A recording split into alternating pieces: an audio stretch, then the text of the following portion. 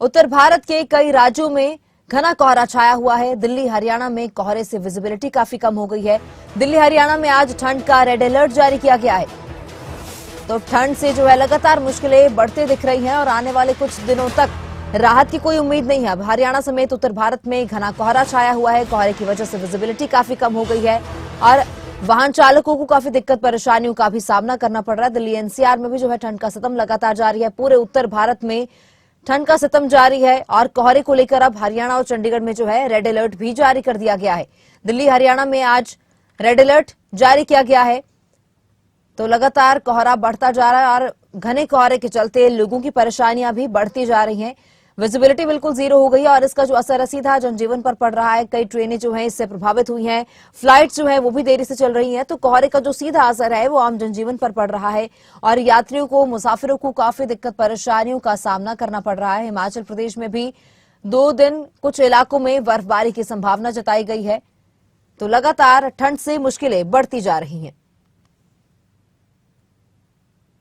और उत्तर भारत में कड़ाके की ठंड पड़ रही है। दिल्ली, हरियाणा, पंजाब, राजस्थान समेत कई राज्यों में कड़ाके की ठंड के साथ कोहरा लोगों को परेशान कर रहा है। घने कोहरे के कारण देश के विभिन्न हिस्सों से दिल्ली आने वाली कई ट्रेनें देरी से चल रही है और घने कोहरे के चलते विजिबिलिटी भी जीरो हो चुकी है, जिसके चलते लोगों को सड़कों पर वाहन चलाने में काफी दिक्कतों का सामना करना पड़ रहा है। तो उत्तर भारत में शीतलहर चल रही है और घने कोहरे के चलते लोगों को काफी दिक्कत हो रही है। इसका जो असर है वो जनजीवन पर पड़ रहा है और ट्रेनें जो है से कई ट्रेनें प्रभावित हुई हैं, कई ट्रेनें जो है देरी से चल रही हैं, फ्लाइट्स डिले हो रही हैं। तो हरियाणा और दिल्ली में जो है कोहरे को लेकर रेड अलर्ट भी जारी किया गया है। पूरा उत्तर भारत सर्दी की चपेट में आ चुका है और लोग जो हैं ठंड से बचने के लिए आग का सहारा लेते भी दिखाई देते हैं।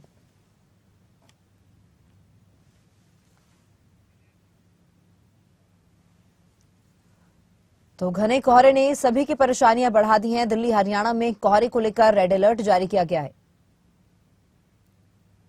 उन्हें काम दाम देखते हैं, ठंड में भी काम करना भी जरूरी है, नहीं करेंगे तो कैसे काम चलेगा। दाल रोटी तो करनी खानी है, रात को डेली जला के तापते हैं भैया, क्या करें। ठंड में यही सहारा है रात को, और कोई सहारा नहीं, कोई सहारा नहीं है। यही सिर्फ आग से बैठे रहते हैं तो रात भी कट जाती है और थोड़ी ठंड भी महसूस नहीं होती है। हाँ, और गाड़ी में तो गाड़ी ऑटो चलाते हैं तो उसमें तो ठंड सर्दी भी चारों ओर से हवा आती है और खुला भी होता है। गाड़ी चलाने के बाद जब ठंड लगती है तो हाथ नहीं काम करते, हाथ बिल्कुल सुन्न हो जाते हैं। हाथ सुन्न हो जाते हैं, नाक से पानी वानी आता है और बहुत सी परेशानी हो जाती है, जो मजबूरी में फिर ऑटो खड़ा करना पड़ता है, फिर आग का ही सहारा लेना पड़ता है। ठंड से बचने के लिए क्या क्या कर रहे हैं आप? ठंड के बचने के लिए तो यही बस अपना आग सेकते हैं।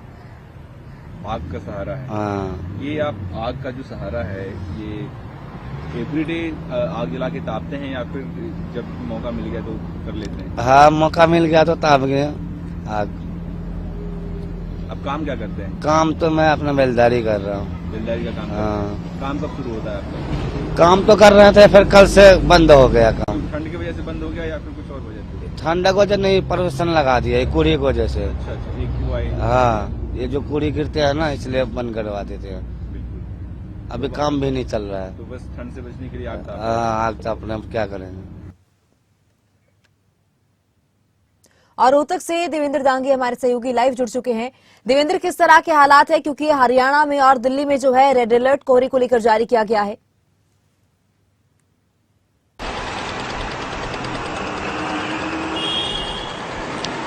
जी तमन्ना, देखिए हालात की जहां तक बात है तो भीषण सर्दी पड़ रही है और उसके साथ साथ शीतलहर जो चल रही है उसने लोगों की हालत खराब करके रख दी है। ऊपर से ये घना कोहरा, मैं नवीन को कहूँगा तस्वीरों में जरा साथ साथ दिखाते रहें कि लोगों की स्पीड पर भी इस कोहरे ने ब्रेक लगाने का काम किया है। ये जो ट्रैफिक है, ट्रैफिक की मूवमेंट जिस गति से, जिस स्लो गति से वाहन चल पा रहे हैं, रेंग रहे हैं कहेंगे सड़कों पर, उससे अंदाजा लगाया जा सकता है कि कोहरे ने लोगों की क्या हालत कर रखी है।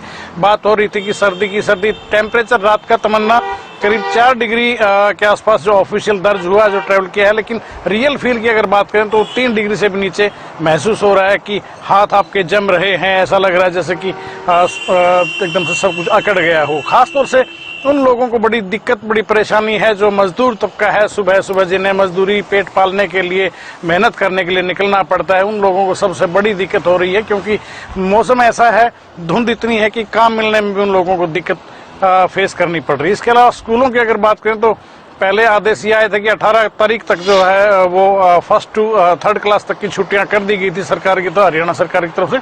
लेकिन मौसम के इस अलर्ट को देखते हुए, क्योंकि जो रेड अलर्ट मौसम विभाग की तरफ से जारी किया गया था, रोहतक भी उसी श्रेणी में था तमन्ना, और उसमें साफ तौर पर कहा गया था कि भीषण शीतलहर रहेगी, काफी कोहरा पड़ेगा, तो छुट्टियां बढ़ा दी जानी चाहिए। ये सरकार ने हालांकि जिला उपायुक्त जितने भी हैं उनके ऊपर ये डिसीजन छोड़ दिया था। और जिला उपायुक्त रोहतक की अगर बात करें तो अजय कुमार है, उन्होंने निर्णय लिया कि 20 तारीख तक की 5वीं क्लास के, पहले सरकार ने 3री क्लास तक की घोषणा की थी, लेकिन अजय कुमार ने 5th क्लास तक की वो डिक्लेयर किया। ये पीछे स्कूल बस जा रही है, खाली बस है ये, तो ये बस 5वीं क्लास से जो 12वीं क्लास तक के जो बच्चे होंगे, 6ठी से 12वीं क्लास तक के, माफ कीजिएगा, उनको लेने के लिए जरूर जा रही हैं। लेकिन पहले से 5वीं कक्षा तक के छोटे बच्चे जो, उनको ज्यादा प्रॉब्लम रहती है इस तरह के वेदर में, या फिर बुजुर्ग जो हैं, बुजुर्गों की सेहत की अगर बात करें तो डॉक्टर्स की तरफ से साफ तौर पर यह हिदायत दी गई है कि आप सुबह की सैर से कुछ दिन परहेज करें, क्योंकि आगामी 3-4 दिन की अगर और देखें तो मौसम विभाग की तरफ से साफ तौर पर अलर्ट दिया गया है कि अगले 3 से 4 दिन तक मौसम ऐसा ही बना रहने का अनुमान है। हालांकि कल दिन की अगर देखें तो कल दिन में धूप निकली थी और टेम्परेचर जो हो दिन का 16 के आसपास तक ट्रेवल किया था, और लगा था कि चलो मौसम में हो सकता है कि कुछ सुधार हो, कुछ गर्माहट महसूस हो। लेकिन आज रात को फरीदाबाद से हमारे सहयोगी अनिल राठी भी लाइव जुड़ चुके हैं।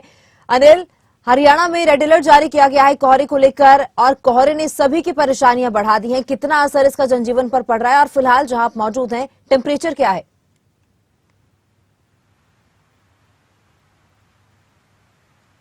बिल्कुल तमन्ना, देखिए जिस तरीके से उत्तर भारत की बात कर जाए तो कड़ाके की ठंड ने जो है वो अपना कहर डालना शुरू कर दिया है। फरीदाबाद की बात कर जाए तो फरीदाबाद में अभी का तापमान जो है वो 6 डिग्री सेल्सियस जो कि दर्ज किया गया, और अगर फीलिंग की बात कर जाए तो लगभग जो है वो 5 डिग्री के आसपास जो है वो फीलिंग महसूस हो रही है, क्योंकि लगातार जिस तरीके से आज कड़ाके की ठंड है, आप देख सकते हैं कि जो काफी दिक्कत जो है वो यहाँ के स्थानीय लोगों को जो है वो इससे महसूस हो रही है, क्योंकि आज से जो है वो स्कूल की बसें भी जो है वो चालू हो गई। स्कूल भी जो है वो कई जो जिस तरीके से हमने देखा कि सुबह सुबह काफी बसें जो है वो स्कूल की आई, तो इससे कहीं ना कहीं बच्चों के लिए एक जो है वो बड़ी हो सकती है कि जिस तरीके से लगातार कड़ाके की ठंड है जो कि आज की डेट में आम लोगों को जो है वो अपना शिकार बना रही है, और जिस तरीके से लगातार हमने देखे भी है अस्पतालों के अंदर मामलों की बात कर जाए तमन्ना, देखिए तो खांसी जुकाम और बुखार के मामलों की इजाफा एकदम से जो है वो इतना बढ़ गया है, क्योंकि लगातार जिस तरीके से ये मौसम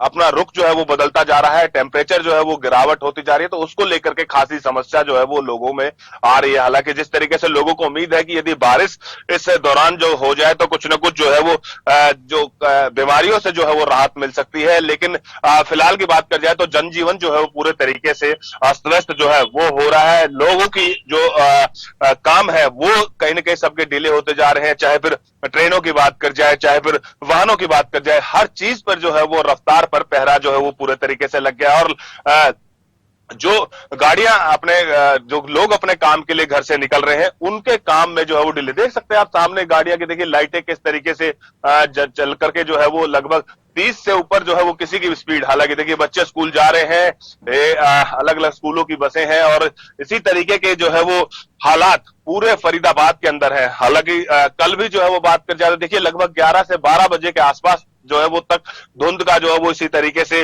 मंजर जो है फरीदाबाद के अंदर रहा था, और लगातार जो धुंध है, अब जिस तरीके से मौसम विभाग ने जो है वो रेड अलर्ट जारी किया हुआ है, तो ये आगे आने वाले भी जो है वो 1-2 दिन इसी तरीके का हालात जो है वो बना रह सकता है तमन्ना, और इससे कहीं ना कहीं खासी समस्याओं का सामना जो है वो आम लोगों को करना पड़ रहा है। हालांकि जिस तरीके से देखिए स्वास्थ्य विभाग ने भी एडवाइजरी जारी की है कि लोग जो है वो चाहे बुजुर्ग हो, चाहे जिस तरीके से जो मॉर्निंग वॉक के लिए निकलते थे वो अब कुछ दिन के लिए जो है वो इस टाइम अवॉइड करें, क्योंकि कहीं ना कहीं साथ के साथ देखिए पोल्यूशन का स्तर भी बात कर जाए तो लगभग 291 के आसपास जो है फरीदाबाद का फिलहाल अभी भी जो है वो दर्ज किया गया है, और टेम्परेचर आप देख ही रहे हैं लगभग जो है वो 6 डिग्री के आसपास जो है वो टेम्परेचर है, और ठिठुरन जो है वो लगातार इस समय हवा के अंदर बनी हुई है, जिससे खासी समस्याओं का सामना आम जन को करना पड़ रहा है। जी जी अनिल, बिल्कुल हमारे साथ हमारे सहयोगी देवेंद्र भी लाइव बने हुए, उनका रुख करूंगी। देवेंद्र, तो जिस तरह से अब घना कोहरा छाया हुआ है, इसमें सड़क दुर्घटनाओं का जो खतरा है वो काफी बढ़ जाता है, तो उसके लिए क्या प्रशासन की ओर से कोई पुख्ता इंतजाम किए गए हैं इन सड़क दुर्घटनाओं की रोकथाम के लिए?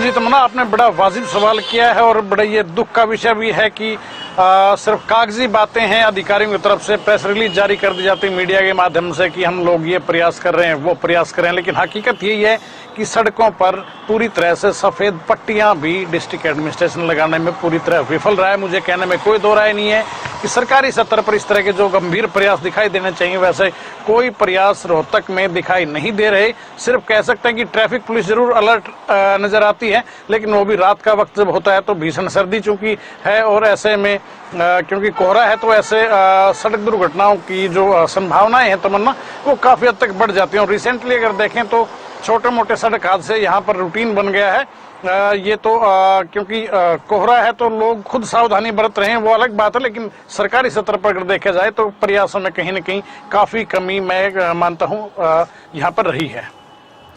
जी देवेंद्र, बहुत शुक्रिया तमाम जानकारी के लिए। और हमारे सहयोगी हमारे साथ अनिल राठी फरीदाबाद से लाइव बने हुए हैं। अनिल, यही सवाल मेरा आपसे कि प्रशासन की ओर से क्या कोई पुख्ता इंतजाम किए गए हैं सड़क दुर्घटनाओं की रोकथाम के लिए?